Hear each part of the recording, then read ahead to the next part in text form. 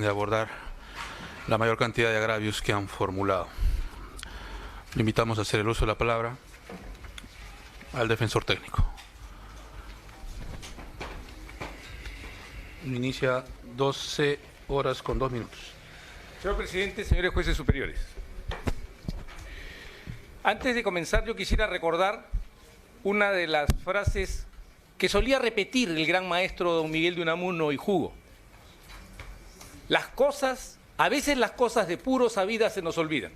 Y probablemente, y muy seguramente, el debate que vamos a tener hoy tiene que ver con cosas que de puro sabidas han sido olvidadas en la resolución que viene en impugnación ante ustedes. El primer agravio que presenta esta defensa es el agravio referido a la separación injustificada de la jurisprudencia de la Corte Interamericana de Derechos Humanos, que redunda en el agravio del derecho a la igualdad en la aplicación de la ley de mi cliente y de los demás procesados. Y sostengo esto, señorías, porque en el caso Cabrera García y Montiel Flores contra México, la Corte Interamericana de Derechos Humanos desarrolló el control de convencionalidad. Concepto que viene de un voto, que parte de un voto singular del brillante juez interamericano Sergio Ramírez, que luego se convirtió en voto mayoritario para establecer que hay un deber, a partir del artículo 27 de la Convención de Viena sobre el derecho de los tratados, que establece la regla de que ningún Estado puede justificar el incumplimiento de sus obligaciones internacionales en disposiciones de su derecho interno. Hay un deber para cada Estado parte de la Convención Americana de Derechos Humanos, que sus jueces y tribunales, al momento de examinar un caso, vean y analicen obligatoriamente la compatibilidad del derecho interno con las normas de la Convención Americana de Derechos Humanos y con las resoluciones expedidas por la Corte Interamericana de Derechos Humanos, intérprete de clausura de nuestro Pacto de San José. Al respecto de esto, señorías, es importante recordar que, recapitulando las exigencias de la prisión preventiva, en el informe sobre el uso de la prisión preventiva en América, párrafo 21, la Comisión Interamericana de Derechos Humanos condensó las exigencias que desde el Sistema Interamericano de Protección de Derechos Humanos son reclamables para el uso de la prisión preventiva. Y se estableció que, en primer lugar, debe ser la excepción y no la regla. En segundo lugar, que los fines legítimos y permisibles de la atención preventiva deben tener carácter procesal, es decir, no punitivo. Consecuentemente, la existencia de indicios de responsabilidad no constituye razón suficiente para decretar la detención preventiva.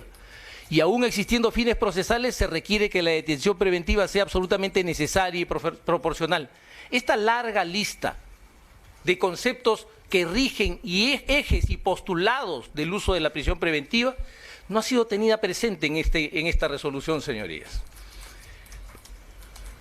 Más aún, en el caso Chaparro Álvarez y Lapo Iñiguez contra Ecuador, en el párrafo 103, la Corte Interamericana de Derechos Humanos ha establecido un límite muy importante a tener presente en esta discusión y que la defensa suplica a la sala valorar en profundidad. En el caso Lapo Iñiguez y Chaparro Álvarez, la Corte Interamericana declara que el Estado no debe, ningún Estado parte debe detener para investigar, sino que debe detener. Señoría, ¿podemos? A ver, por favor, de seguridad, en el fondo tenemos que guardar silencio. Si van a perturbar la audiencia, la sala puede disponer el desalojo. Así que sírvanse a guardar, por favor, el orden que requiere esta audiencia. Continúe, señor abogado. Para esta Corte, dice la Corte Interamericana de Derechos Humanos, la sospecha tiene que estar fundada en hechos específicos y articulados con palabras, esto es, no en meras conjeturas o intuiciones abstractas. De allí se deduce que el Estado no debe detener para luego investigar. Por el contrario, solo está autorizado a privar de la libertad a una persona cuando alcance el conocimiento suficiente para poder llevarla a juicio.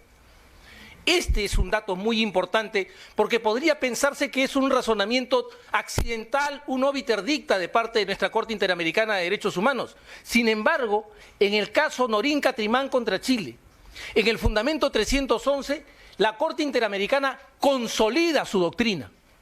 y consolida su doctrina en el párrafo B al citar y recoger de la sentencia Chaparro Álvarez y Lapo Iñiguez este mismo concepto, donde dice, repite, de allí se deduce que el Estado no debe detener para luego investigar, por el contrario, solo está autorizado a privar de la libertad a una persona cuando alcance el conocimiento suficiente para poder llevarla a juicio. La primera pregunta que hay que hacer, señorías, aquí entonces es el requerimiento que ha hecho el Ministerio Público y la resolución que dictó el juez. ¿Han respetado el control de convencionalidad?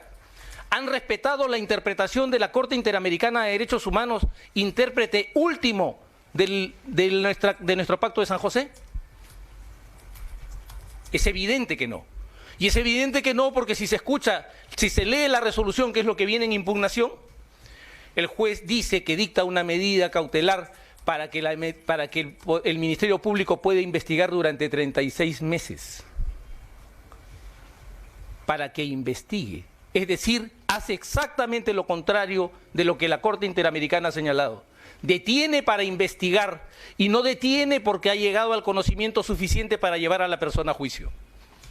Esta reflexión es crucial para lo que viene en el futuro del país respecto de la humanización del proceso penal, en medio de una situación de pánico moral que tiene que ser contenida por los tribunales para lograr equilibrio en el proceso. Por otro lado, señorías, el segundo agravio que levantamos es la separación injustificada de la jurisprudencia del Tribunal Constitucional en relación a cómo es que deben evaluarse los elementos de convicción. El señor juez ha desarrollado un conjunto de razonamientos de valoración de los elementos de convicción aportados por el Ministerio Público, desdeñando los aportes de descargo formulados por la defensa. No los ha considerado y si los ha considerado, cuando no ha podido aprovecharlos, los ha puesto de lado. Vamos a ver cómo es que esto sucede. A propósito de la recepción de $500.000, señoría, a la que se ha referido en intervención anterior el doctor Velabarba, por quien yo tengo simpatía y aprecio, pero a quien disiento en su posición, se dice que está la declaración de Simoes Barata, que Simoes Barata declara haber entregado $500.000, pero no penetra, como lo dijimos en el debate nosotros, en el hecho de que Simoes Barata cuenta que a su oficina una mañana él llegó y encontró un maletín con $500.000 que se lo había dejado, según su opinión, un doleiro. Después de que hubiera coordinado con Hilberto Silva. Fíjense, señorías, cuán importante es esto, porque Hilberto Silva era el jefe del Departamento de Operaciones Estructuradas que manejaba la Caja 2 de Odebrecht. Pero tenía debajo a un tesorero, el señor Fernando Migliaccio, que era quien usaba, cuando se trataba de efectivo, a la señora María Lucía Guimaraes Tavares, y cuando se trataba de offshores, a la señora Ángela Palmeira. El señor Migliaccio fue interrogado y fue contrainterrogado por esta defensa. Y cuando esta defensa le preguntó, señor Migliaccio, ¿despachó usted dinero en efectivo al Perú? El señor Migliaccio dijo no. Eso estaba prohibido expresamente por Marcelo Odebrecht. Perdón, señor Migliaccio, ¿usted no remitió $500.000 en efectivo al señor Jorge Barata? No, señor, estaba prohibido. Perdón, señor Migliaccio, usted no remitió $500.000 en efectivo al señor Barata a través de un doleiro. No, señor, no había doleiro fuera de Brasil. Ese dato que está en la declaración del señor Migliaccio y que ustedes pueden corroborar, ha sido soslayado por el señor juez al momento de evaluar la declaración de Barata y darla por corroborada.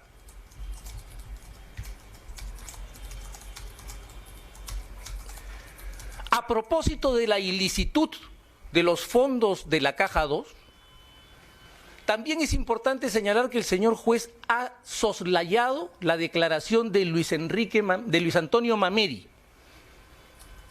Luis Antonio Mameri, interrogado por el fiscal José Domingo Pérez Gómez, explicó el origen de los fondos de la Caja 2 que manejaba el Departamento de Operaciones Estructuradas. ¿Y sabe lo que dijo respecto de esto? Dijo que eran aportes que recogían de todos los excedentes de todos los contratos que tenía Odebrecht fuera de Brasil. Repito, excedentes o utilidades que ganaba Odebrecht en contratos fuera de Brasil. Y estableció además que la regla de utilidades y de contratación de Odebrecht fuera de Brasil era 70-30. 70% contratos públicos, 30% contratos privados. Pero hizo una salvedad en el caso de Perú. Dijo que en el caso de Perú esa regla no funcionaba porque era 50-50. 50% contratos públicos, 50% contratos privados. Y que él no podía dar fe de cuál era la fuente de la cual se traía, es decir, si venía de contratos privados o de contratos públicos. El Ministerio Público persiste constantemente, persiste en decir que ese es el origen ilícito y ahí está el dinero que viene de la corrupción. Esto parece decir su tesis. Y no lo he dicho yo, no lo ha dicho la defensa. Lo ha dicho el señor Luis Antonio Mameri, a quien el propio Ministerio Público valida como testigo de cargo. Y aquí surge un error grave de razonamiento por parte del juez desde la perspectiva del tipo penal. Porque el lavado de activos requiere dinero de origen ilícito. Y aquí estamos hablando de dinero con finalidad ilícita. Es cierto, se formó una caja 2 para sobornar funcionarios. Es cierto, se compraron contratos con ese dinero. Pero la finalidad ilícita es lo mismo que el origen ilícito de los fondos, señorías. Esa discusión no fue solventada por el señor juez, aunque fue planteada por mí en el debate. A propósito de lo que se habló hace un momento respecto de la señora auditora, la señora Govitz, auditora de la OMPE. La señora Govitz dice ella, que fue sacada por haber puesto reparos a los informes de rendimiento de Fuerza 2011. No ha acompañado ningún dato que corrobore y como bien se ha podido destacar en el curso de las preguntas que hizo la sala durante el debate anterior, no hay ningún elemento de convicción que corrobore que la señora fue despedida, sino que simplemente no se le renovó el contrato. Pero el señor juez, a partir de la especulación de la señora Govitz, dice que es un elemento grave y fundado de la comisión de un delito y particularmente del delito de lavado, el hecho de que la señora Govitz fuera despedida por haberse atrevido a objetar los informes de Fuerza 2011. Está la declaración, no hay dato de corroboración, pero el señor juez reemplaza el dato de corroboración con una conjetura suya, violando nuevamente la jurisprudencia de la Corte Interamericana de Derechos Humanos y del Tribunal Constitucional de nuestra Suprema Corte y de esta misma corporación. Sobre el caso del testigo protegido 55-2017-3, ocurre un hecho muy curioso, porque el señor testigo protegido 55-2017-3 declara contra el congresista Rolando Reátegui Flores. Dice que Rolando Reátegui Flores recibe un dinero, busca aportantes simulados, los hace llevar adelante los aportes y eso lo usa como un elemento de convicción grave y fundado contra mi cliente y contra sus demás coprocesados. Pero ¿qué sucede, señorías? Sucede que el juez en realidad no cree la versión del testigo, la usa para perjudicar a los procesados y le voy a explicar por qué. Porque si fuera cierto que el juez cree lo que dice el señor testigo 55-2017-3, habría aplicado el artículo 453.2 del Código Procesal Penal y hubiera iniciado el procedimiento para pedirle al Congreso la autorización para procesar al congresista por delito común, como lo manda el Código. No solo quedó ahí, sino que yo se lo pedí durante el debate. Y entonces el señor juez pretendiendo desconocer el ordenamiento procesal penal, me dijo que era una potestad exclusiva del Ministerio Público. Y yo le dije, no. Dice que usted de oficio o cualquiera de las partes. Y yo lo he pedido. ¿Y sabe qué ha ocurrido, señoría? Que hasta ahora no le dan trámite a esa solicitud que yo planteé.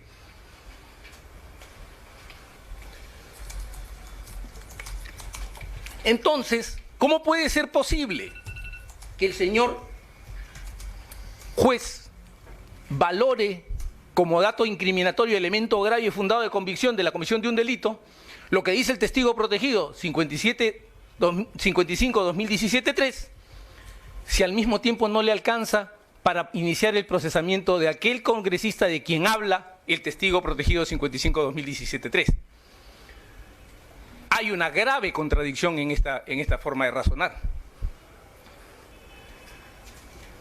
Otro tema grave es la criminalización de la participación política, señoría. Yo sé que se ha terminado el tiempo, pero le suplico, como estoy trasladando información de calidad... 26 agravios,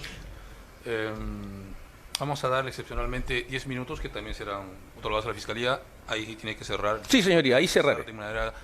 Yo entiendo que una pauta, ¿no? Esto no está computándose en el tiempo, lógicamente. El hecho que ustedes simplemente nos planteen, incluso a título de pregunta el tema, introduce pues el tema debate, ¿no? Y a veces, como son tantos, quizás no hay tiempo para desarrollarlos. Por eso, señoría, voy a pasar, como usted ha visto, estoy pasando rápidamente revista a los agravios. Bien, a partir de aquí, 10 minutos adicionales. Entonces, señoría, criminalización de la participación política.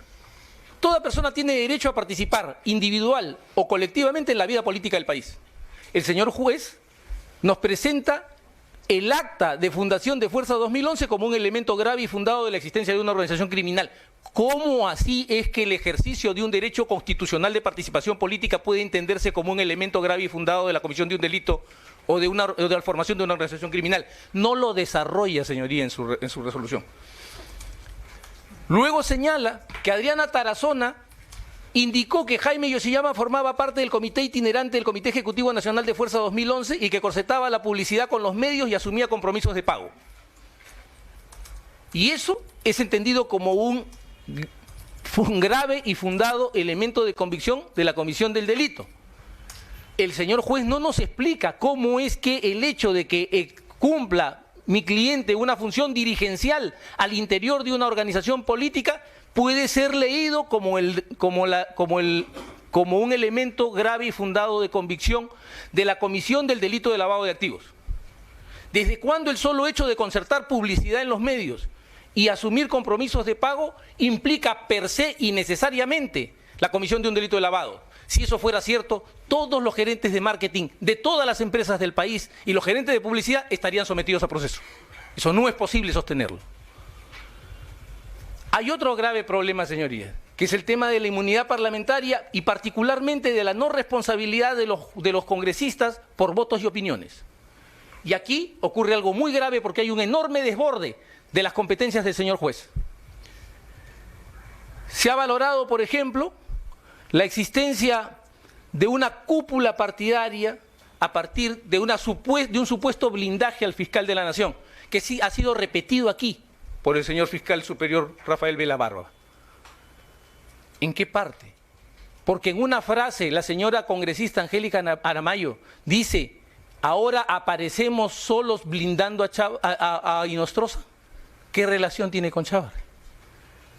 ¿En qué momento de ese chat encuentran ustedes la expresión, la orden de alguien diciendo blinden al fiscal de la Nación?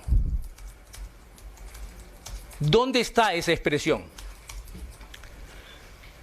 Por otro lado, y en esto tiene que ver con la supuesta campaña de desprestigio llevada adelante contra el fiscal provincial José Domingo Pérez Gómez, porque los congresistas detectan, como miembros de un partido, sienten atacada su lideresa, sometida a una detención preliminar arbitraria, como lo determinó esta propia sala. Ellos dicen: ¿cómo es posible que el fiscal que pide una medida urgente como la detención preliminar coja un avión y se vaya a México? Hay que acreditar esto. Usan frases muy duras, sin duda, pero el Ministerio Público no es centinela del lenguaje. No es custodio de la lingüística. Y no hay ilicitud en que uno se pronuncie duramente en privado sobre las cosas que ve. Y no hay nada ilícito en que unos congresistas vean que se ataca a su lideresa desde el Ministerio Público y constaten que, habiéndose dictado una medida urgente, impostergable, el señor fiscal que la solicita se vaya a México y deje a la persona detenida allí.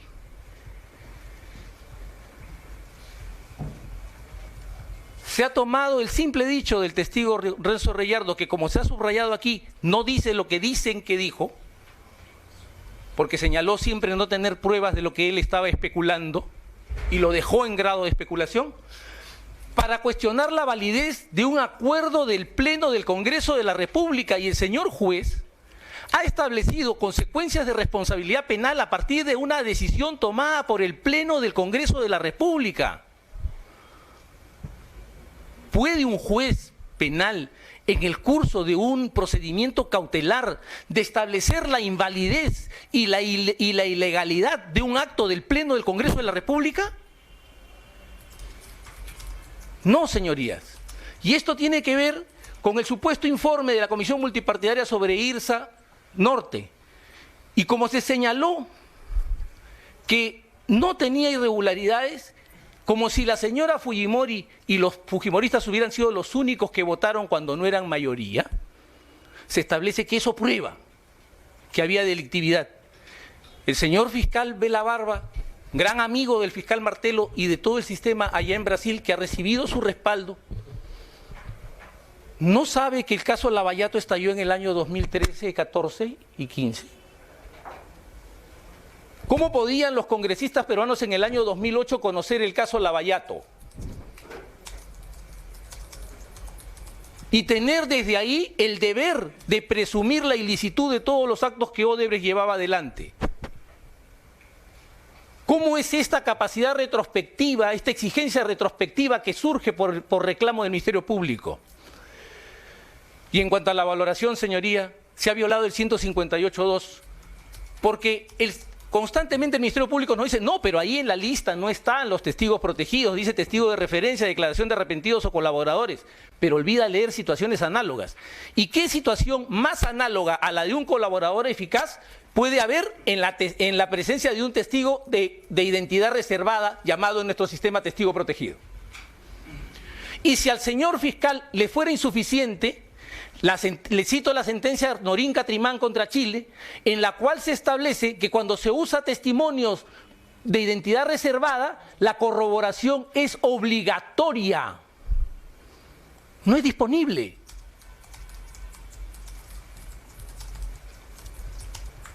En el caso, señoría, del testigo protegido 2017-55-4, se estableció que demostraba su testimonio el propósito obstaculizador de llegar a tomar control de las instituciones. Y lo que dice el señor testigo 2017-55-4, ¿sabe qué es? Que César Inostroza quería acercarse a Keiko Fujimori. Él quería acercarse a Keiko Fujimori. No dice que Keiko Fujimori hubiera querido acercarse a él. Ese cambio provoca un trastorno en el elemento probatorio.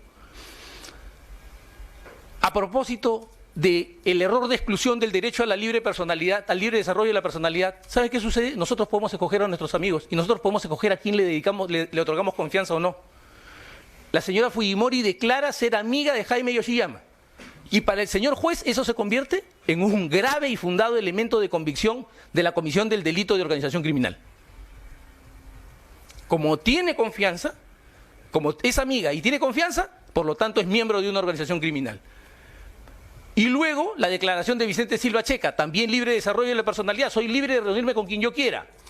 Y entonces dice que el hecho de que Jaime Yoshiyama y Vicente Silva Checa se hayan reunido una vez, que se han reunido muchas veces porque son amigos, es un grave y fundado elemento de convicción de la comisión de del delito de organización criminal.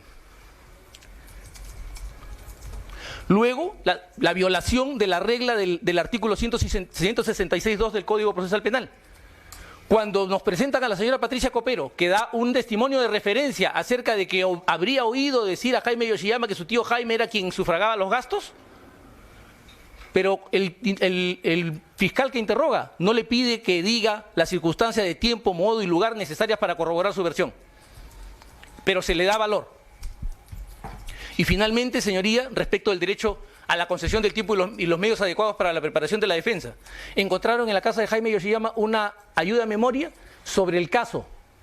¿Y saben por qué le encontraron? Porque Jaime Yoshiyama estaba procesado en la carpeta 80 y tenía que haber declarado, y declaró como testigo en la carpeta 55. Y Jaime Yoshiyama es una persona que le gusta tomar anotaciones, hacer anotaciones de todas las cosas para estudiar. Esa es la práctica que él aprendió en Harvard. Termina de usarla y se deshace de ella. ¿Nos ha dicho la Fiscalía cuál era la relevancia? ¿En qué medida dañaba el proceso? Porque era peligro de obstaculización. Y el último dato que fue, encontraron una CPU en la maletera del carro de la cuñada de Jaime Yoshiyama. 9 meses después el Ministerio Público no puede decirnos qué elementos incriminatorios hay en esa CPU, que la tiene 9 meses, señor. Y abrir una computadora, como podrá cualquiera de nosotros corroborar, toma segundos para saber el contenido de lo que hay allí. Cierro además, señoría, señalando que hay un grave problema con la justificación del peligro de fuga. ¿Sabe lo que han dicho sobre el peligro de fuga, señoría? Que mi cliente no ha querido venir al Perú por su voluntad propia y olvidan que 45 días antes de que se dictara la detención preliminar, mi cliente programó con sus médicos una operación en el Bascom Palmer Eye Institute. Esta operación, que se dio el 9 de octubre, ha provocado diferentes citas hasta el 20 de noviembre, donde nosotros esperábamos que se le diera de alta. Lamentablemente le dieron una nueva cita para el 3 de diciembre para el 4 de diciembre y le han dado una nueva más para el 3 de enero. Todas estas citaciones fueron validadas por el señor juez, porque todas dicen seguimiento posoperatorio, señoría. Pero luego, cuando llegue el 20 de noviembre y mi cliente no puede venir porque lo citan de nuevo, el juez dice, ya no es entonces. No importa, para mí debió venir. Pero no puede venir una persona, a nadie se le puede exigir que ponga en riesgo su integridad y su salud. Y por eso es que cuando nosotros hicimos el reconocimiento, señoría, de lo que había declarado Jorge Yoshiyama, porque aquí quiero aclarar la diferencia, estamos en un proceso y en una investigación por lavado de activos, no por simulación de aportes, que son dos cosas diferentes. Y respecto del lavado de activos, nosotros hemos podido establecer, por ejemplo, otro dato que se estaba perdiendo, porque el señor fiscal se ha referido a él, y es que hay un email del 27 de abril que corroboraría la segunda entrega de dinero. Aquí yo quiero subrayar que hay otro email de ese mismo día, que el Ministerio Público conoce y que yo entregué la información, que se produce 2 horas después de ese email. Y ese email es el... Cierro, señoría, rápidamente. Ese email tiene aprobación de Luis Antonio Mameri el 10 de mayo del 2011. ¿Cómo es posible entonces que el mail del que habla el señor justifique la entrega de dinero para Fuerza 2011? Si recién Luis Antonio Mameri aprobó el supuesto pedido el 10 de mayo de 2011. Entonces, señorías, como ustedes podrán ver, no hay ni graves ni fundados elementos de convicción de la comisión del delito de lavado de activos en organización criminal, no hay peligro de fuga, no hay peligro de obstaculización, y por lo tanto, señor, lo que corresponde a la sala es fulminar la decisión del juez de la CUO y restablecer plenamente la libertad de mi cliente. Muy bien. Con los minutos adicionales que se ha dado, es 26 minutos puede emplear el Ministerio Público. Lo escuchamos, señor fiscal. Sí, señor presidente. Una explicación solamente metodológica desde el punto de vista de la entrega de información. Considerando de que su presidencia dispuso, para fines de mejor desarrollo de la audiencia, separar estas alocuciones, quisiera preguntarle, previo a hacer mi disertación, si es que usted va a tomar en consideración ya lo expresado por el Ministerio Público para no ser redundante en algunos aspectos, o debo reiterar todas las argumentaciones que consustancialmente también pueden ser necesarias para poder contestar a la defensa. Bien, esta audiencia, como usted está siendo testigo, es una audiencia unitaria. decir, va a merecer una resolución también autónoma y Correcto, unitaria. señor. De tal manera, todo lo que se ha dicho aquí va a ser enlazado y... Correcto, entonces voy a ser bastante sintético en algunos aspectos, porque la información ya la tienen ustedes y está dentro de su mérito el poderla valorar. Cuando se hizo referencia al caso en general, respecto a la impugnación que formuló la señora Keiko Sofía Fujimori Uchi, contamos una historia. Contamos la historia relacionada a cómo es que, en principio, el acta de constitución del partido político termina siendo una referencia sobre la base de la cual estas relaciones íntimamente vinculadas permiten realizar la instrumentalización de un partido político con fines de lavado de activos. A partir de esta situación, del establecimiento de jerarquías, de organicidad, de permanencia, de distribución de roles y tareas, se hizo referencia a cómo es que el Ministerio Público termina estructurando su tesis de imputación a partir de imputar a la organización criminal dentro de la cual se incluye el señor Clemente Jaime Yoshiyama Tanaka como un gestor, captador de recursos ilícitos. A partir de esa situación se hace indispensable el recoger el testimonio de todas las personas que pudieran haber estado involucradas. En la locución anterior se hizo referencia al contenido del testimonio del señor Marcelo Bahía Odebrecht, del señor Jorge Enrique Simões Barata, del señor Antonio Mameri y Fernando Migliaccio. Esa información ustedes ya la tienen consigo. Voy a hacer referencia específicamente a lo que ha dicho el señor abogado en su presentación.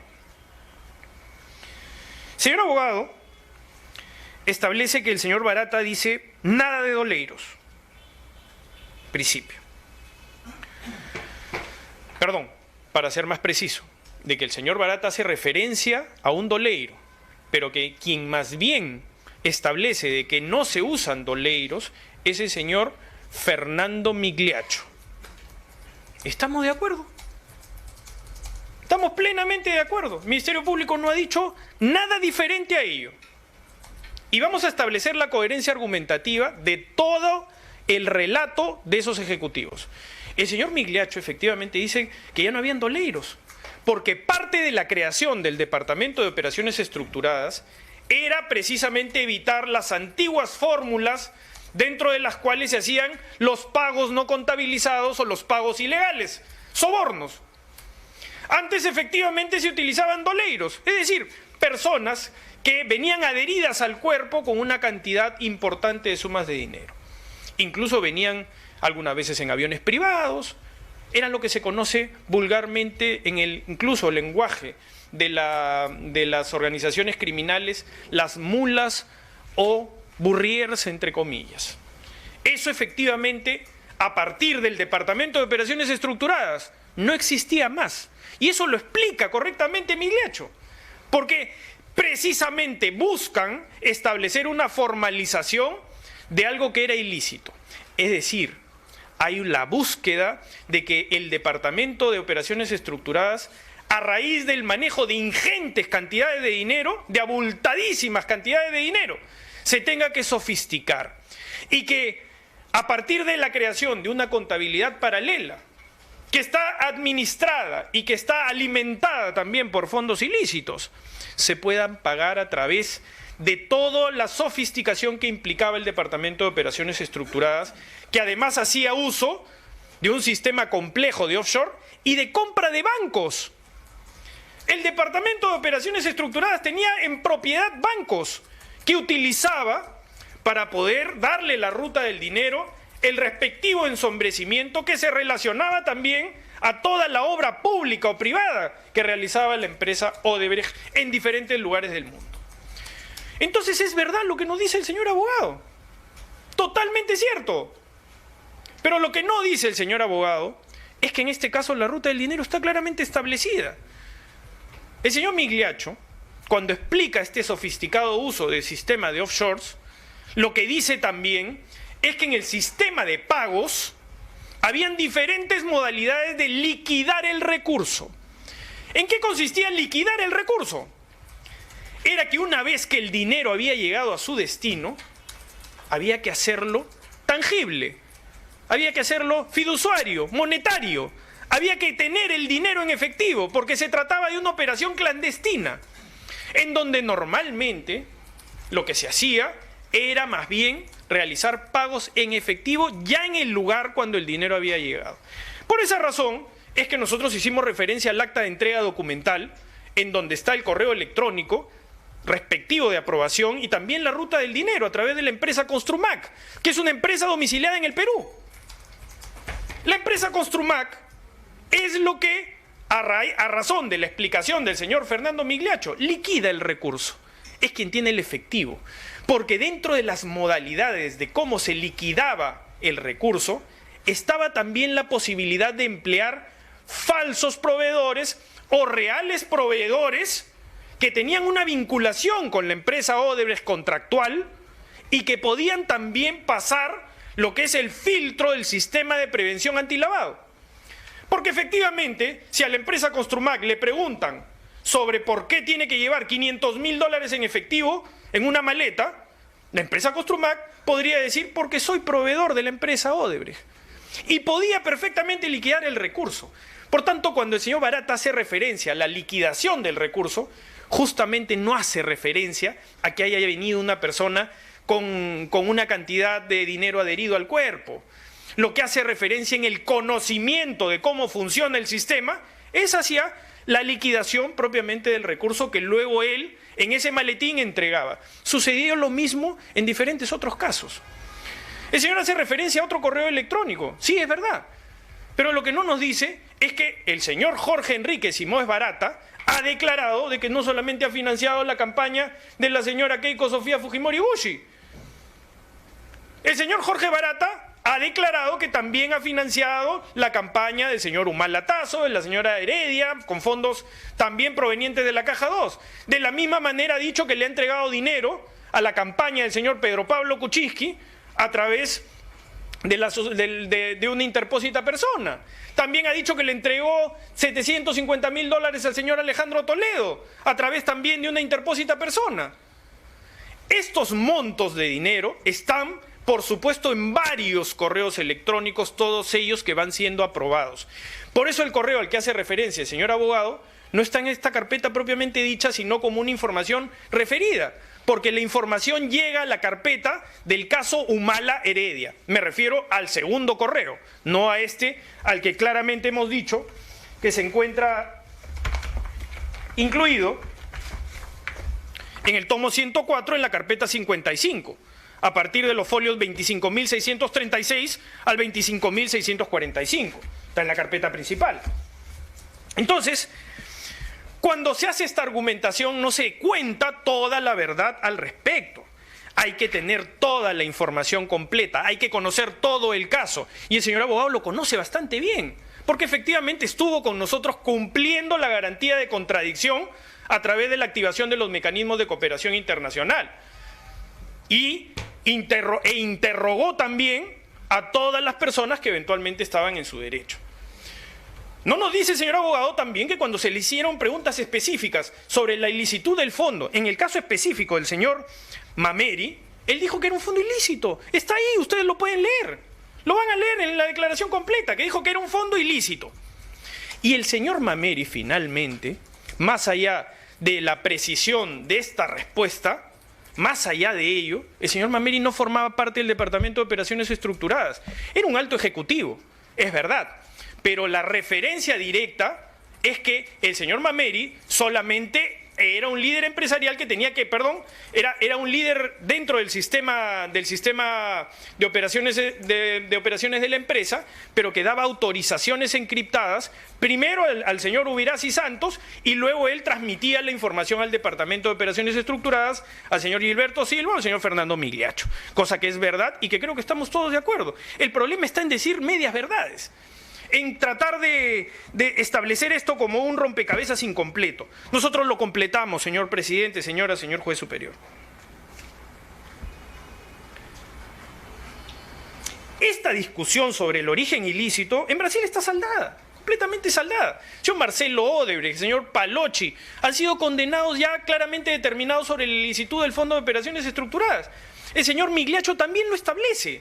Y cuando todos ellos son preguntados de la naturaleza de los pagos y de cómo esto se suministraba, cuando se hace referencia a los porcentajes incluso que ha informado el señor abogado, lo que no nos dicen es que toda esa información era información que estaba vinculada a operaciones de carácter ilícito. Por tanto, esa ilicitud era la que contribuía a construir la caja 2. Porque de otro modo, si fuera una utilidad, si fuera algo que esté dentro del mundo de la licitud, entonces eso tendría que ir no a una contabilidad paralela, sino tendría que ir a una contabilidad de la empresa o del holding, del grupo de personas jurídicas que conformaban el holding. Y eso no era así, porque todo era clandestino.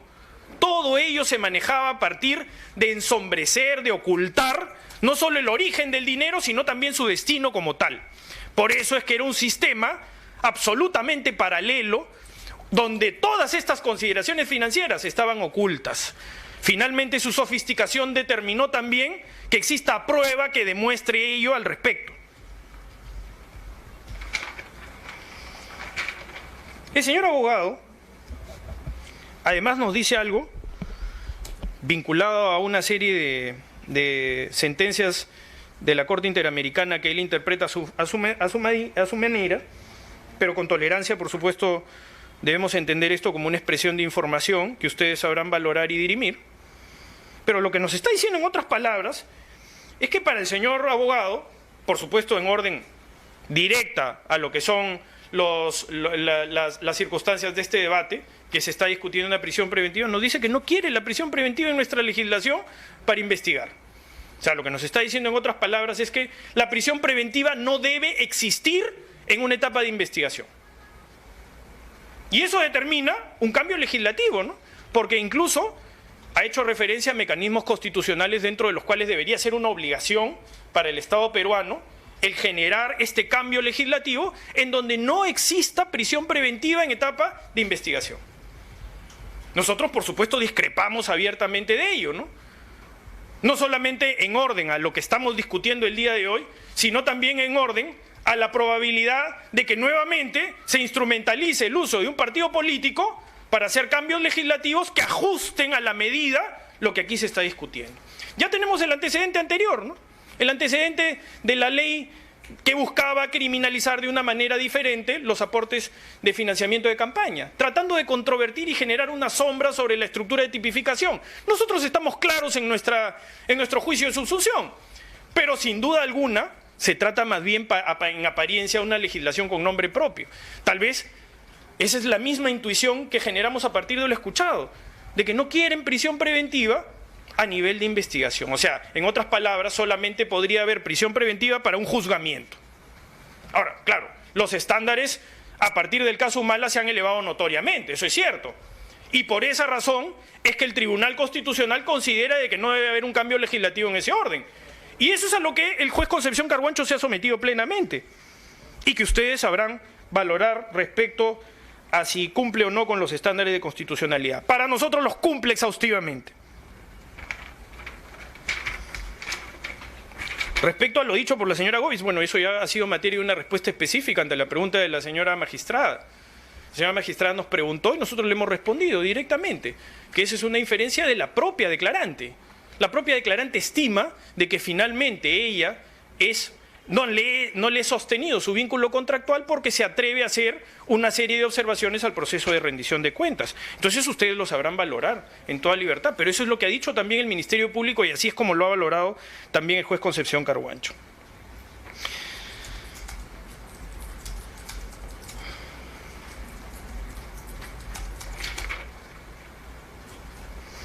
¿Dónde está el señor Yoshiyama Tanaka? El señor Yoshiyama Tanaka se encuentra en los Estados Unidos de Norteamérica. No se encuentra en el país. No está en el país. Las circunstancias de sus citas médicas es un asunto bastante unilateral. Se trata de lo que dice respetablemente el señor abogado. Nosotros pensamos de que sus respuestas y la casualidad de que siempre tiene una cita nueva, ¿no? O sea, siempre hay una cita nueva para no venir, ¿no? Mejor que nos diga que le parece que no debe someterse a la acción de la justicia y lo entenderíamos en otra dimensión, pero que no se justifique en una cita médica por último, porque al final eso carece de cualquier nivel de auditoría, más allá de entender si es que esa misma cirugía es posible de ser hecha en el Perú o no, ¿no? Pero este es otro debate. El debate objetivo, el que nos debe centrar, es que el señor Yoshiyama Tanaka no se encuentra en el país y no está sometido a la acción de la justicia pese a existir un mandato de prisión preventiva en su contra. Nos podrán dar muchas explicaciones, pero ese es el hecho objetivo, que el señor Yoshiyama Tanaka no se encuentra en el país y penden sobre él gravísimos cargos de lavado de activos por ser un captador de activos ilegales y que además después de eso tiene una participación activa en lo que corresponde a las otras fases ya de traslación de ese recurso maculado para finalmente ser pitufiado, para finalmente ser disgregado y que además también después va a revelar otra connotación de peligrosismo. Resulta que el señor Jaime Yoshiyama, solamente en lo que se le vincula a su sobrino, que además ha admitido en parte de que efectivamente buscó una serie de personas para poder introducir ese dinero dentro de la campaña de Fuerza Popular, ya lo admitió. Eso incluso generó que la defensa, además así de público conocimiento, y el señor Yoshiyama que sí habla con los medios de comunicación en los Estados Unidos, pero que no se somete a la acción de la justicia, dijo que había sido un empresario, un señor Rasmus, que le había dado una cantidad exorbitante de dinero en efectivo, ¿no? Además revelando de que manejaba ese dinero en efectivo. Bueno, eso no es inédito, ya hemos dicho que el señor Delgado Nightingale dijo que el señor Klimper también había llegado con $200.000 en un maletín, ¿no? Entonces digamos que eso no es atípico para ellos. Para cualquier ciudadano de a pie, por supuesto que es un indicio de exorbitancia y de clandestinidad también respecto al manejo de fondos, en un mundo de telemática, en un mundo bancarizado, donde la responsabilidad es más bien, incluso hasta para evitar los problemas de seguridad pública. Pero no, ellos manejaban el dinero en bolsas y en la cajuela de un auto seguramente. Bueno, será normal para ellos, no para nosotros. Y por esa razón es que es un indicio claro de justificación de una investigación exhaustiva. Solamente en relación al señor Yoshiyama Sasaki y a la cantidad de dinero en ese nivel de exorbitancia, estamos hablando de aproximadamente 477.073.64 dólares americanos, solo en la relación del señor Yoshiyama Sasaki con el señor Jaime Yoshiyama. Eso es lo que finalmente ensombrece el señor Yoshiyama Sasaki, con relación directa a su tío, el señor Clemente Jaime Yoshiyama Tanaka. Y el señor Yoshiyama Tanaka, por ejemplo, con relación a otro de sus personas de mayor confianza, con las que además comparte el posicionamiento dentro del cual el Ministerio Público lo ha centralizado, es decir, de captadores de activos, el señor Augusto Mario Bedoya Camere. Entre socios, amigos y relacionados, tenemos 16 personas que también han pitufiado 580.700.11 dólares. Entonces ahora nos van a decir de que efectivamente, pues sí, es verdad, ¿no? De que todo ese dinero ha sido un dinero que se buscó introducir porque había mucha gente que aportaba plata, ¿no? Porque no querían ser públicos, porque no querían perder el anonimato, ¿no? Que es exactamente lo que hacía Odebrecht, dicho sea de paso. Pero acá los cargos son puntuales por $1 millón que se le entregó al señor Jaime Yoshiyama Tanaka, $200.000 que no han generado todavía una sospecha grave, pero que de todas maneras se hace referencia. Ese $1 millón es lo que es objeto de prueba por parte del Ministerio Público. El Ministerio Público tiene que destruir la presunción constitucional de inocencia. Nosotros no sabemos si el señor Yoshiyama Tanaka de repente ha recibido $10 millones de otras fuentes. Lo vamos a investigar seguramente, porque es una cuestión inherente a nuestra función. Pero ese dinero en específico, ese dinero que incluso él teoriza a nivel de una persona que está muerta y que después veremos, naturalmente dentro del desarrollo de la investigación, no enerva la posibilidad de que el señor Yoshiyama pueda haber recibido otras sumas de dinero. Pero aquí lo que estamos discutiendo es el $1 millón de Odebrecht y los $200.000 consustanciales a lo que hemos dicho que no han llegado desde el punto de vista del juez a una sospecha grave.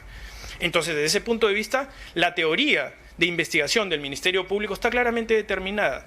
Es decir, que aquí hubo un indicio de relevancia, ¿no?, en donde había necesariamente contacto entre el señor Yoshiyama y el señor Barata. Eso se ha demostrado.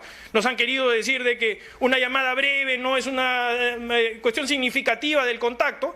Una llamada breve lo que demuestra en un aspecto histórico, porque eso es lo que revela el registro histórico. El registro histórico no revela el contenido de una conversación. El registro histórico solamente revela de que entre ellos pudo haber o no contacto. Y eso existe. Después, lo que se pueda trasladar a nivel de la cantidad de información está relacionada a otros elementos que también han sido introducidos válidamente dentro de la investigación. Cuando hace referencia al aspecto parlamentario, lo que nosotros estamos incriminando no es la función congresal de la señora Keiko Fujimori, en absoluto. Lo que nosotros estamos criminalizando es la información privilegiada de la señora Fujimori. Porque si la señora Fujimori era una parlamentaria responsable y asistía a sus audiencias en el Parlamento, a su función parlamentaria, entonces el nivel de exhaustividad del conocimiento de ese informe de irregularidades de la empresa Odebrecht en el caso de IRSA, entonces debe ser de contenido, por supuesto, conocido por parte de la señora Fujimori. Eso es lo que hemos dicho.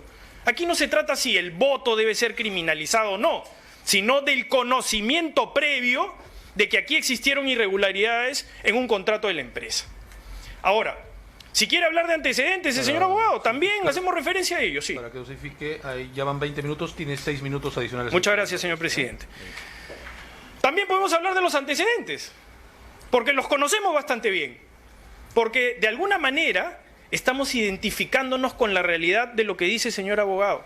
Y por eso es que recibimos expresiones de solidaridad, porque esto no es que solamente esté sucediendo en el Perú, a ellos ya les ha sucedido. La intromisión de la política dentro de la función judicial o de la función fiscal, las presiones, la posibilidad de que a través de el habeas corpus, por ejemplo, puedan destruirse investigaciones, es parte de la historia de lo que el señor abogado nos está contando. No nos dice nada el caso Castillos de Arena, por ejemplo, ¿no? El caso Castillos de Arena es bastante antiguo. Y fue el momento en el que todavía el vigor de las organizaciones criminales impedían de que la acción de la justicia termine siendo eficiente. La perseverancia de la Fuerza de Tareas Lava-Jato y de la Fiscalía de la Procuraduría Federal brasileña generó que el caso Lava-Jato sea un caso íntimamente vinculado al que había fracasado, que es el caso Castillos de Arena. Caso Lava-Jato es un caso que también encuentra relación, pero lo que nosotros hemos posicionado en términos de información es que la persona incriminada tenía información privilegiada respecto a las irregularidades de Odebrecht. Y no tiene que ver con que si votó o no votó. Al final, el voto, claro, es verdad, es posterior a una ley propiamente dicha, pero eso en general lo que establece solamente el posicionamiento desde el razonamiento del juez de la posibilidad de la instrumentalización de un partido político, que al final de cuentas termina teniendo relación con otros aspectos que están siendo relevantes en el chat de La Botica, que también ha hecho referencia el señor abogado. Nos dice que en el chat de La Botica no hay ninguna referencia con relación a lo que yo he dicho. Bueno, que lea bien los chats. Ustedes los van a leer. No hay un solo grupo de chats. Son varios grupos de chats. Hay hasta 3 grupos de chats que han sido acompañados dentro de la carpeta. Y ahí van a ver claramente establecidas las interpretaciones y la semántica. Cómo quiera vérsele dentro del contenido de lo que es una teoría de incriminación, o la posibilidad de que esto signifique una obstaculización de la justicia, como lo hemos dicho en su momento y en su oportunidad. Para nosotros sí lo es. Para nosotros esto se tiene que concatenar con nuestra realidad, con la primacía de nuestra realidad, con las hostilizaciones permanentes que sufrimos como equipo especial. Entonces no podemos tampoco dejar de analizar eso y de transmitir esa información. Eso es lo que nosotros venimos a transmitir, es nuestra verdad. Acá se está reexaminando la decisión del juez Carhuancho, pero también nos está escuchando la sociedad peruana. Y por eso es que tenemos la obligación de transmitir no la información de forma parcial, sino total, en la convicción de que en nuestro trabajo estamos haciéndolo con dignidad y con seriedad. Entonces será opinable seguramente, pero es lo que nosotros sentimos y lo que nosotros estimamos y es la información que podemos transmitir a su colegiado. El testigo protegido en otro nivel de referencia, uno de los testigos protegidos al que ha hecho referencia el señor abogado, Dice que la señora Fujimori no conoce al señor Inostroza Pariachi. Bueno, el testigo protegido claramente declara, justamente en la población de Muruguay, ante una festividad religiosa, claramente declara que el señor Inostroza Pariachi le dijo que se había reunido con la señora Keiko Fujimori. Y esto tiene relación también con otra parte del chat en el caso Cócteles. Entonces, al final, estamos construyendo una historia sobre medias verdades. Hagámoslo sobre todo. Y es, por supuesto, la información que estamos transmitiendo verificable por su colegiado como corresponde.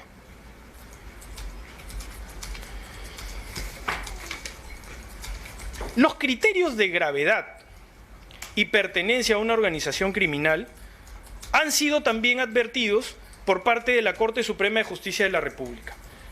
No voy a reiterar las tres sentencias, las tres resoluciones, los tres autos de la Sala Suprema Especial que ha confirmado las prisiones preventivas en orden al criterio de valoración de que tanto la gravedad de la pena, la gravedad de los cargos, el daño producido y la pertenencia a una organización criminal genera la inferencia lógica deductiva a un nivel de presunción de la posibilidad de la fuga. Y tal vez en ese momento no tenía el tiempo suficiente para dar una lectura exacta. Pero así se dice, que en el caso específico incluso de la obstrucción a la acción de la justicia, la Corte Suprema claramente dice que eso tiene un nivel presuntivo incluso. Ustedes lo sabrán valorar, señores magistrados. Ustedes podrán ver si las sentencias, como lo dice el Ministerio Público, establece también criterios de valoración vinculados a estos tres factores respecto al peligro procesal de fuga. En el caso de la obstrucción, no solamente creo que hemos llegado a un nivel, como lo establece la propia jurisprudencia suprema, de solamente presunción, porque creo que estamos un poco más allá de eso, con la cantidad de personas que han declarado ya dentro del Ministerio Público de que no han sido partícipes de ningún tipo de aportación o lo han sido de forma diferente al partido político Fuerza Popular. Y creo que el propio señor Yoshiyama en algún momento también así lo ha dicho de manera pública. Es decir, que es posible que haya una serie de personas que hayan pitufiado este dinero y que eso solamente resulta ser una infracción administrativa de rendición de cuentas. Claro, las irregularidades administrativas, incluso en los casos de corrupción de funcionarios, por sí solas no determinan una resolución criminal, pero como hechos contributivos dentro de la teoría de un caso mucho más amplio y exhaustivo, por supuesto que sí lo determina. Lo determina porque termina siendo el último eslabón de una cadena dentro de la cual hay una serie de articulaciones de carácter procesal también, en las que finalmente se llega a perfeccionar la conducta delictiva como una misma resolución criminal vinculada a la cúpula de una organización política. Los factores de clandestinidad y exorbitancia, en el caso específico del señor Yoshiyama Tanaka, son elementos que el Ministerio Público resalta. Muchas gracias, señor.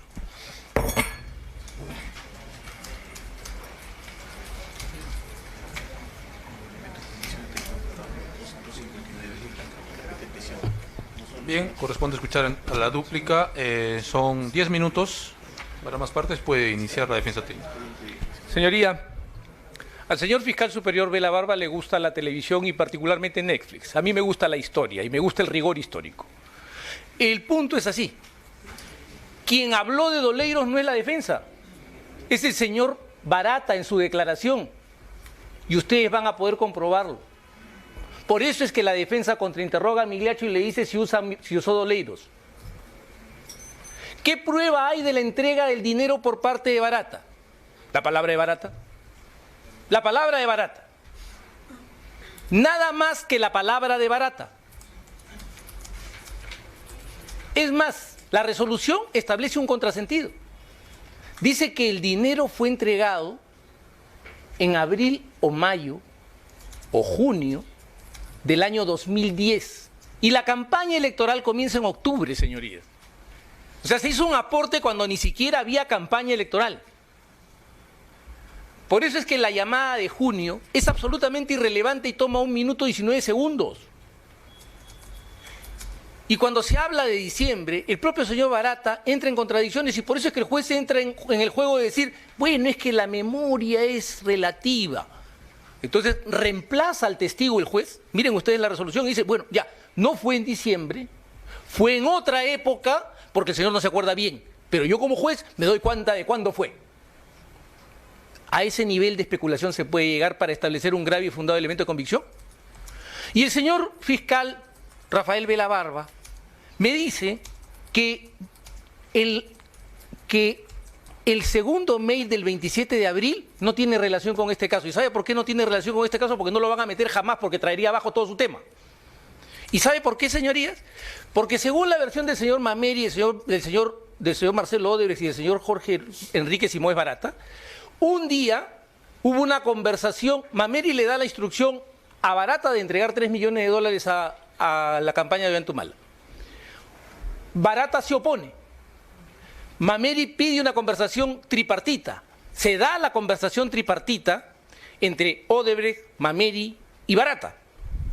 Y a consecuencia de eso, dice Mameri y dice Barata, se cursa un mail llamado Campaña Nacional 3, del que ha hablado el propio señor fiscal en su primera intervención, si ustedes recuerdan, y cuando escuchen el audio van a poder encontrar Campaña Nacional 3. Y ese Campaña Nacional 3, señoría, es el email de las 5:25 de la tarde del 27 de abril. El segundo, que no lo quieren incorporar. Y ese email, que tiene $4 millones, se sumaría con la tesis del Ministerio Público, 3 millones para Humala, 1 millón para Fuerza 2011, tiene aprobación de Mameri el 10 de mayo, siguiente email. Porque como bien dice el señor fiscal Rafael Vela Barba, no hay que contar medias verdades. Porque como decía una persona a la que yo admiro mucho, Aya de la Torre, las medias verdades son mentiras completas. Y aquí, señor, tenemos que encontrar la verdad. Primer punto, vuelvo a recapitular. ¿Qué prueba la entrega del dinero de Barata? La palabra de Barata. Desmentida por el señor Migliaccio. Me enviaron el dinero a través de un doleiro. Está su declaración. Migliaccio dice, no hay doleiros. Luego dicen, la entrega del dinero, el dinero se ha recibido el 2 de mayo, entre el 27 de abril y el 2 de mayo. Pero la autorización de Mameri se da el 10 de mayo. ¿Es posible? No es posible. Pero no van a incorporar ese dato, señorías, porque entiendo y repito, va a traer abajo la tesis del Ministerio Público. Y quiero insistir, este es un proceso por lavado de activos y no por simulación de aportes, que son dos cosas diferentes. Quiero agregar además, señoría, que en el caso de Construmac, el Ministerio Público ha tenido toda la oportunidad de llamar al señor Monteverde Busallego para decirle si es que entregó esa plata o no entregó esa plata a Barata, para que Barata a su vez se la diera a quien tuviera que dársela. Era tan sencillo, tienen una carpeta abierta en el caso Construmac. Podían llamar al señor Monteverde Busallego y pedirle su declaración. Por lo tanto, falta otro dato más que pudiera cerrar su tesis. Y esa es la diferencia entre la historia y las fábulas. En las fábulas yo puedo acomodar las cosas y hacer que los lobos hablen, que los osos hablen y que los chanchitos corran. Pero no puedo hacer en la historia, porque en la historia necesito datos de corroboración, que es lo que falta aquí. Agrego más, señoría. Cita otra vez al testigo protegido 55-2017-4. Y escuchen lo que dice. El testigo dice que en Uruguay el señor César Inostroza le dijo que se había reunido con la señora Keiko Fujimori. Hasta donde yo recuerdo, eso en el sistema americano se llama hearsay y en nuestro sistema se llama testimonio de referencia. Y el testimonio de referencia pide el 166.2, circunstancias de tiempo, modo y lugar, y traer a la otra persona para que pueda declarar. ¿Y qué dijo el señor Inostroza? Que no se había reunido, que la versión era falsa. Entonces, señor, ¿dónde está la corroboración? Agrego además otra cosa. He oído al señor fiscal permanentemente decir que lo acosan. Yo no lo acoso. Esta defensa tampoco lo acosa. Yo no he tenido más que críticas a sus actuaciones cuando han sido desmedidas. Y es mi legítimo derecho criticar. Y eso no es acoso. Como se quiere desvirtuar las palabras, por ejemplo, de la presidenta de la Comisión Lavallato y presentarlas aquí para victimizarse, como si un congresista no pudiera opinar sobre un hecho trascendente como es el acuerdo con Odebrecht. ¿Por qué no puede opinar? ¿Por qué tienen que aplaudirlo todos? ¿A qué nivel de narcisismo se puede llegar para creer que no puede ser blanco de críticas? Es un funcionario público, hay que revisar Magali Medina, el caso Magali Medina del Tribunal Constitucional. Todo funcionario público está expuesto a la crítica y si no le gusta se sale de la función pública, porque en la vida privada a uno no lo critican tanto, como pasa conmigo. Entonces, señorías, el punto es este. Cada vez que se habla de obstaculización, el señor representante del Ministerio Público no nos puede decir qué concreto acto de investigación se frustró por parte de la actuación de la defensa. No, es que lo estaban escribiendo en un chat. ¿Eso paraliza la investigación? No, que estaban haciendo tal cosa. ¿Paralizó la investigación? Ya la Corte ha sido clara en señalar que la obstaculización no es cualquier cosa, no es cualquier protesta, no es cualquier molestia, expresión de molestia. La obstaculización es la frustración de los actos de investigación. ¿Dónde están? ¿Qué acto de investigación puede decir el señor fiscal que nosotros hemos impedido? Y en cuanto a Jaime Yoshiyama, el señor fiscal, que hace rato pretendió ser centinela de la lingüística, ahora quiere ser además preceptor de la medicina. Y las personas tenemos que ir al médico que el señor nos recomienda y operarnos donde él nos diga. ¿No? Y eso no es así. El señor Yoshiyama pactó esa operación, tiene 73 años, lo operaron de un herpes zóster, casi pierde el ojo, casi pierde la vista, le han salvado el ojo y no ha podido venir por esa circunstancia. Consta la actitud y conducta anterior cuando mi cliente no se vio impedido, que se dictó un impedimento de salida y aquí estuvo con nosotros en la audiencia de apelación. Yo apelo a la buena fe que se ha mostrado en nuestro proceso. Que una persona no pueda venir es una decisión justificada. Lo que se viola, lo que se castiga, lo que viola las reglas de la buena fe y la ley es la separación injustificada de la persecución penal. El TAN no se ha separado que en medio de la audiencia presentó un escrito que el señor fiscal ha sido mal informado, que dice que no se discutió. Se discutió aquí, en esta misma sala. Yo lo discutí con el señor fiscal Pérez Gómez. Le han contado mal la audiencia. Yo lo discutí la declaración de mi cliente. Es más, le pedimos a la Fiscalía que atendiendo la razón de salud de mi cliente se trasladara a Miami a tomarle la declaración de inmediato. Y ni siquiera proveyeron el pedido. Ni siquiera proveyeron el pedido. Entonces, señorías, gracias a Dios la televisión, hablando de que le estamos hablando al país, la televisión ha registrado que Jaime Yoshiyama el día 4 de diciembre a las 8 de la mañana estaba entrando al Bascom Palmer Eye Institute a cumplir con la cita que el médico le había dado. Gracias a Dios fue registrado y como es público y notorio, lo público y notorio no necesita ser probado. Entonces ahí está, señoría. La pregunta central es aquí, ¿peligro de obstaculización? ¿Cuál? El hecho de ser una organización criminal, esa es una lógica punitiva que el Tribunal Constitucional ha rechazado en la sentencia Ollantumala Nadine Heredia. Y finalmente, la discusión sobre el control de convencionalidad no es que este abogado quiera expectorar del sistema peruano la prisión preventiva. Lo que este abogado se ha limitado a hacer es leer textualmente en las dos ocasiones, tanto en la sentencia Chaparro Álvarez y Lapo Iñiguez contra Ecuador, como en el caso Norín Catrimán contra Chile, lo que la Corte Interamericana de Derechos Humanos ha dicho. Puede que no le guste al señor fiscal superior Rafael Velabarba. Estoy de acuerdo con eso. Él tiene el derecho de disentir con lo que le parezca. Pero en nuestro sistema, la cosa es así, hay que explicarle. Las leyes se interpretan desde la Constitución. Y la Constitución, por mandato de la disposición final cuarta de nuestra propia Carta Magna, se interpreta en las normas sobre derechos a la luz de los tratados internacionales de los que el Perú es suscriptor y Estado parte. Y entre esas interpretaciones está la interpretación de la Corte Interamericana de Derechos Humanos. Puede que no le guste, probablemente a mí tampoco, pero ahí está la interpretación y nos vincula.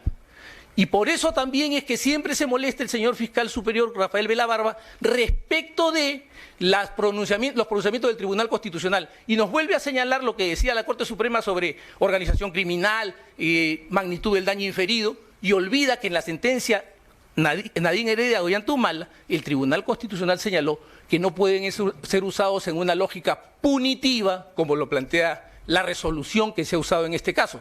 Porque quiero recordar y cerrar, señorías, diciendo que los cuestionamientos que nosotros hacemos están dirigidos a la resolución del señor juez, no a las posiciones del señor fiscal, que como cualquiera de las partes puede hacer las peticiones que le parezca, sino que a quien le corresponde pronunciarse es al órgano jurisdiccional. Concluyo con esto, repitiendo, señoría, mi pretensión procesal. Humildemente, esta defensa le suplica a la Sala declarar fundado el recurso de apelación, revocar totalmente la resolución apelada y declarar infundado el requerimiento de prisión preventiva formulado contra mi cliente Clemente Jaime Yoshiyama Tanaka. Muy bien. Corresponde escuchar al señor fiscal. 10 minutos. Bien, muchas gracias, señor presidente.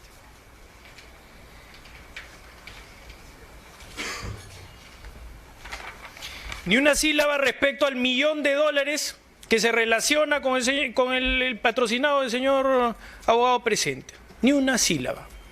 Claro, no tiene nada que decir, porque sus vinculaciones con su sobrino Jorge Yoshiyama Sasaki y con Augusto Mario Bedoya Cámara, que entre todos ellos hay más de $1 millón de controversia respecto a las rendiciones de cuenta, eso no nos dice nada. Claro, ¿qué nos va a decir?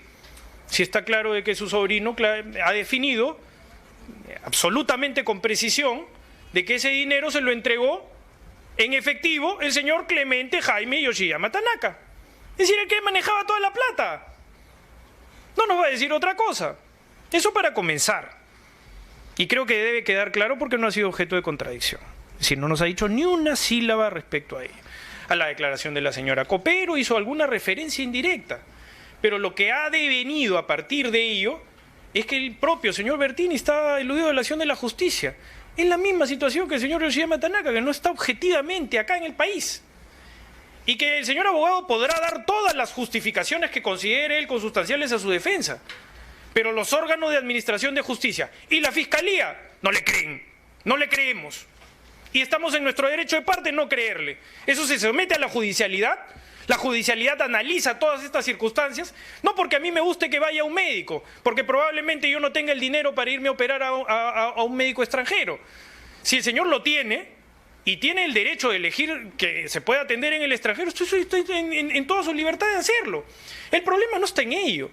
El problema está en que pendan sobre él graves cargos y no se ponga a derecho como corresponde de un ciudadano, como le corresponde a él, incluso siendo un ciudadano que está vinculado a la política.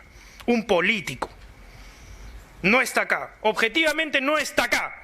No está respondiendo a lo que otros ciudadanos sí lo hacen. Y ahí sí podemos hacer una distinción. Porque el señor no está presente en esta audiencia. Y eso es un dato objetivo que ustedes deben valorar, más allá de las justificaciones médicas que el señor abogado puede traer acá, y que no han sido objeto de ningún tipo de auditoría, porque dentro de la incidencia eso no es posible de corroborar. El señor, por supuesto, que no quiere la prisión preventiva, va a ser de otra manera, de ninguna forma, porque el señor es un exitoso abogado litigante. De algunos personajes incluso controvertidos en el caso de los cuellos blancos, está en el ejercicio profesional y su libertad. Es lógico que yo entienda su postura, de que quisiera que no exista prisión preventiva en la investigación preparatoria. Claro, porque eso interesa a sus beneficios, y eso yo lo puedo entender, pero también hay que estructurar el argumento en orden a la proporcionalidad y a la correcta necesidad de una medida de esta naturaleza, y que ustedes sabrán estimar dentro incluso de la excepcionalidad de la prisión preventiva, que ustedes, que son honorables jueces, tienen que saber separar la paja del trigo, y eso corresponde a ustedes. La ley está como un instrumento para ser usado, pero no puede tampoco, a partir de lo que le puede resultar beneficioso a un conocido abogado de casos emblemáticos, de que efectivamente se cumpla con ello. Ahora, menos instrumentalizar la política para que eso suceda, como ha tratado de suceder en el caso de la ley de financiamiento político, en lo que corresponde a tratar de ensombrecer lo que estamos discutiendo desde el punto de vista de la tipicidad. Y eso tiene relación con el caso, porque el caso justamente está vinculado al ejercicio también de la verticalidad, de los mandatos verticales en el caso de las organizaciones políticas.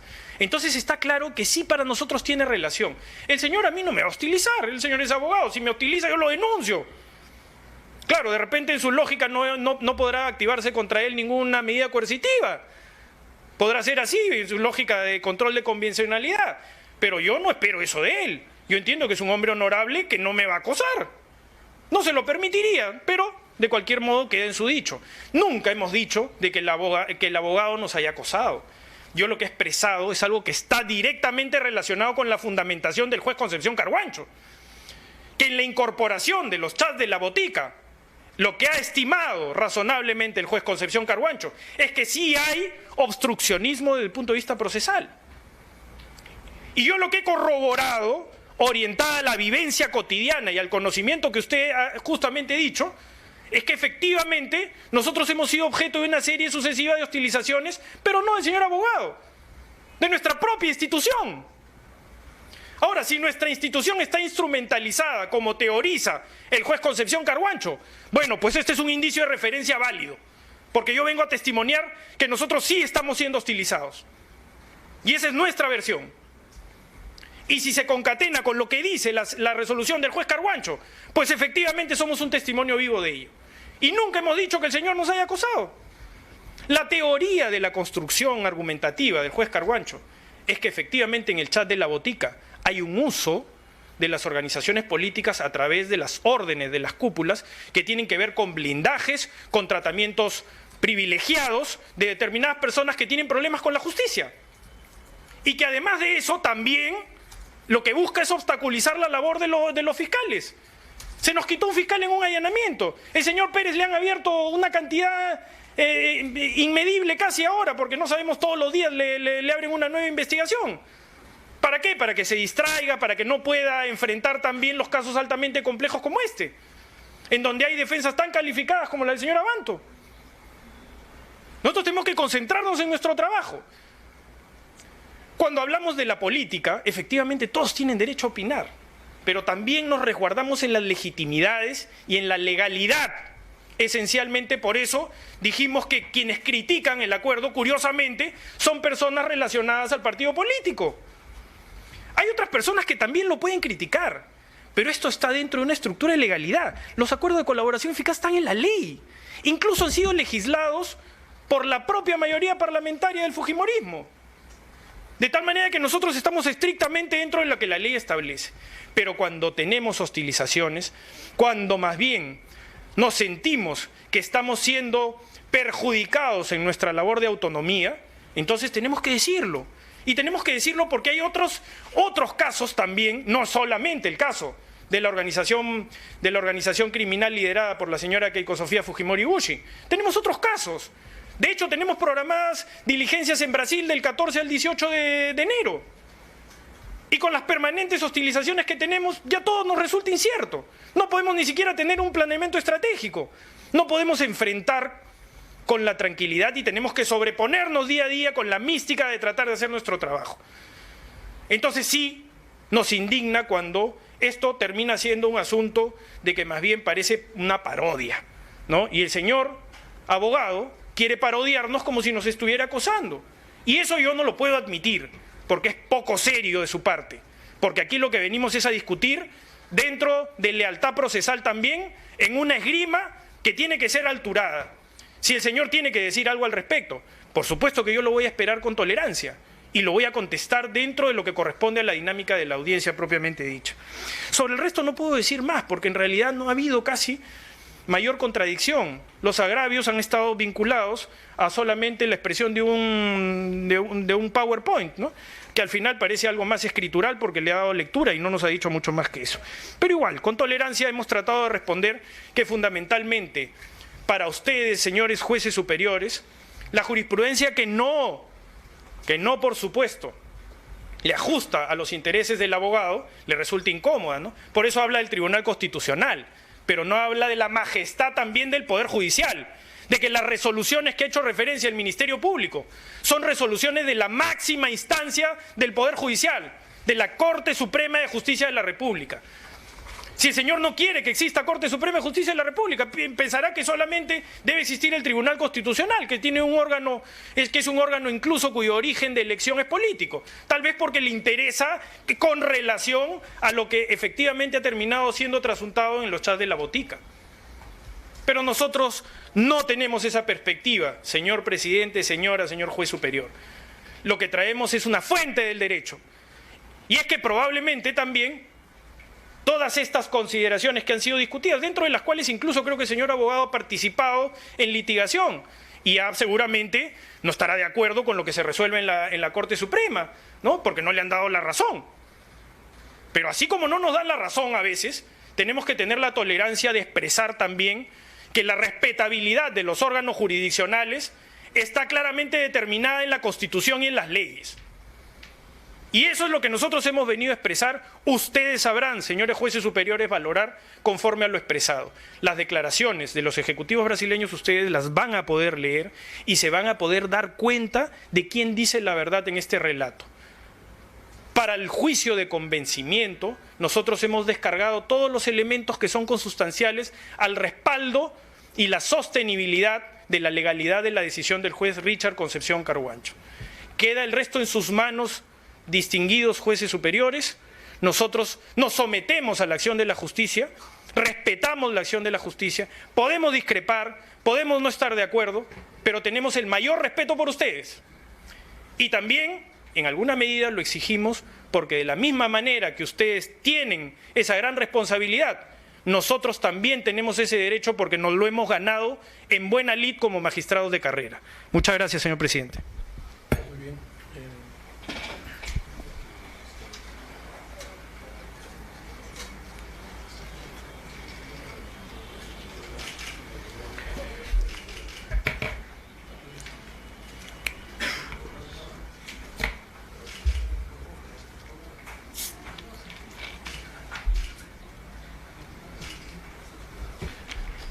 Bien, con relación a las precisiones, el colegiado entiende que ha sido expuesto de una manera clara las posturas de las partes. Efectivamente hay una serie de información que cruzar y ya nos han dado la tarea a ustedes de qué es lo que tenemos que hacer, de tal manera que no vamos a formular precisión alguna. Y bueno, y adicionalmente también tenemos otra audiencia programada a las 2 de la tarde, así que tanto el fiscal como nosotros, entiendo, vamos a tener que hacer un receso para volver. La sala comunica a las partes que va a expedir su resolución, estando también al público conocimiento de los agravios, la cantidad de agravios que han sido, y aquí hacemos una precisión final. Hay muchos agravios que no se han abordado, pero eso no significa, ¿no? Y hay principios también de la propia Corte Suprema que ha podido valorar agravios en la medida de que nos ciñamos a lo que ha ocurrido en primera instancia y en función de lo que ha dicho tanto el fiscal de primera instancia como también la defensa en primera instancia. Eso como referencia. Pero siempre como faro ineludible estarán los agravios que han formulado las partes. Entonces, el colegiado comunica que no va a poder expedir la resolución, lógicamente, en el plazo que establece la ley, ¿no? Esto es decir, en un plazo de 48 horas. Sin embargo, tal como lo ha hecho en situaciones análogas en forma anterior, trataremos de ajustarnos lo más posible al plazo que establece la ley, pero con la seguridad de que se va a emitir resolución cuando terminemos la deliberación de los puntos que han sido planteados en esta instancia. La decisión será comunicada a los domicilios procesales señalados en autos. Con relación a la eventual fecha en que esta resolución se emita, obviamente será notificada en primera instancia electrónicamente, como siempre se acostumbra. Procedemos a hacer el cierre de la deliberación de este incidente, siendo las 13 horas con 25 minutos. Que tengan muy buenas tardes, pueden retirarse.